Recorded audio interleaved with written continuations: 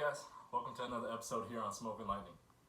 So today we're going to be taking a look at some of my favorite pieces of artwork throughout history. This isn't a full list, this is just a few works that when I learned about them and I saw them, I was like, oh yeah man, that's pretty cool. So check them out. I'll put the list in the description so you can go look them up yourselves and see if you can dig it, man. You mean the Smokin Lightning guy does video on art too? Well, yes I do. Now, anyone who feels like they can understand and appreciate the history of art, along with the masters who wield the brushes, sees art everywhere. You know, graffiti, poetry, on the walls of cafes, theaters, museums, the way the tree line follows linear with the sunset. You know, it makes you really think of the age-old question, does art imitate life or does life imitate art? And I think that's a really good question because it's kind of like what came first, the chicken or the egg. Nobody really knows. You know, it's just an open-ended question for interpretation. So some of the pieces I'm going to mention to you, you might not recognize by the name, but if you can visually recognize the art, then I think the artist will be happy that his or her work stood the test of time and is still somewhat relevant in today's world. Because most of these paintings and artwork are really old, but they're classics nonetheless. Picasso once said, "Every child is an artist. The problem is how to remain an artist once he grows up." You know, they say blue is the color of our dreams, and when I think of blue, I think of Picasso's blue period, a time in Picasso's life where blue wasn't just the color of his dreams, but blue was the color of everything he would illustrate on his canvas from about 1901 to about 1904. You know, during this time, Picasso's subject matter were mainly like prostitutes, beggars, drunks, all rather doleful looks. Doleful, expressing sorrow or mournful. This time in Picasso's life was inspired by the suicide of his friend Carlos Casagemas. I don't know if I'm saying that right, but I did my best. My favorite piece from this period that Picasso did was called The Old Guitarist. Now, for anybody who knows me, you know, obviously music is a big part of this whole thing. But other than that, just it kind of gets the idea of what the blues was about before the blues was a main thing in America. And this piece of art really illustrates very somber and just kind of like melancholy. You know, blue. Throughout history, you know, you got the blues, you got blues period. Just blue kind of like correlates with negative or like you're down in the dumps, etc., etc.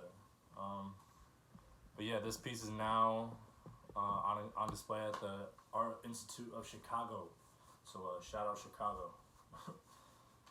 Next we got Michelangelo's creation of Adam. You know, located as part of the Sistine Chapel and painted from 1508 to like 1512. The mural illustrates a biblical narrative from the book of Genesis, the creation of man. The painting is one of the most replicated religious paintings of all time, up there with The Last Supper. Michelangelo was actually a sculptor, and when they first came to him with the opportunity to paint the Sistine Chapel, he declined. But after a while, obviously, he agreed to do the painting. And we're all glad that he did because it's a beautiful masterpiece. You go into the Sistine Chapel and you look up, you see this massive mural of all these biblical narratives. Okay. Alright man, next up we got Saturn Devouring His Son. Francisco Goya, 1819 to 1823. That's how long it took to paint this. You know, it's such a beautiful title. Saturn Devouring His Son. So lovely, I know. Well, as you can presume, this graphically depicted the Greek myth of God, the Greek god Titan Cronus, who feared being overthrown by his children so much that this man ate every kid as they were born. This man is eating his children as they're born so they don't take the throne from him later on down the road. It's a really dark painting, and first saw it, I was like, man, this is really gnarly and this is kind of scary. But later on, the fear soon turned to admiration because it's just a beautiful, as messed up as it is, it's quite a scary sight, but it's a beautiful painting nonetheless. And I think Goya originally painted this mural on the walls of his house, but later the painting was transferred to canvas for restoration and all that good stuff to put up in museums. Alright guys, next up, we got this painting called, it's actually a series of paintings. It's a series of about 250 oil paintings from the French Impressionist Claude Monet. It's called Water Lilies. During the last years of his life, he focused on this series, and the series depicts his flower gardens and lakes and ponds and his flowers at his home. And it's really simple, but the simplicity of it really kind of well, for me at least, it really kind of helped me appreciate just the beauty of it, because it's just a pond with water lilies. But obviously the artwork itself is just fantastic, and it's simple yet elegant. This painting, one of the water lily paintings actually, they were sold at 18.5 million pounds, and Monet's artwork is auctioned all over the world, so you can see you can see one of his works at any major art museum across the country and across the world. And I think this series is, because it's so simple, it's a true mark of beauty on the timeline of history, and I really appreciate Monet's work. Alright, man. By the way, I will be getting a mic. I don't have any mics. I don't have any, as you can see, I got a basic setup here. But I'll be getting a mic, and I'll be getting a tripod. So if you can't hear me now, I apologize. I'm working on that.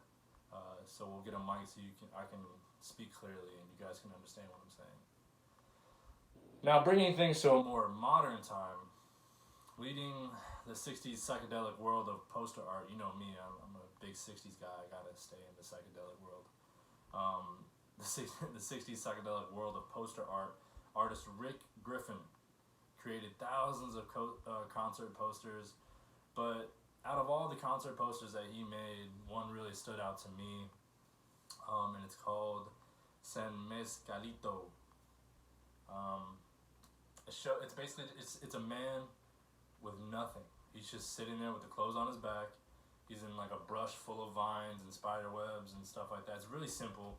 It's really just a man just sitting there with some sort of either Native American or Mexican, ancient Mexican clothes on, and a big hat. When I was doing some research on this poster, I came across this, I wouldn't really say it's a description, but kind of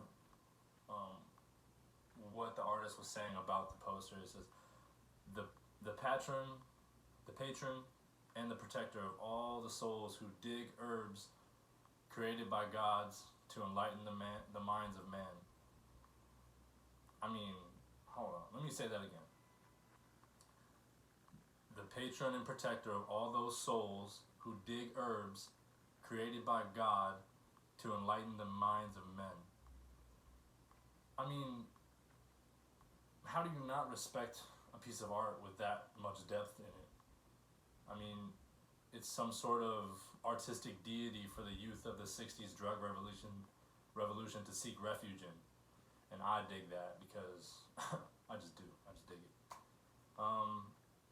So next we're going to wrap things up here with, it's a really strange abstract piece of art. And there's not much I can really say about it because I did some research on the artist and I couldn't really find much to him.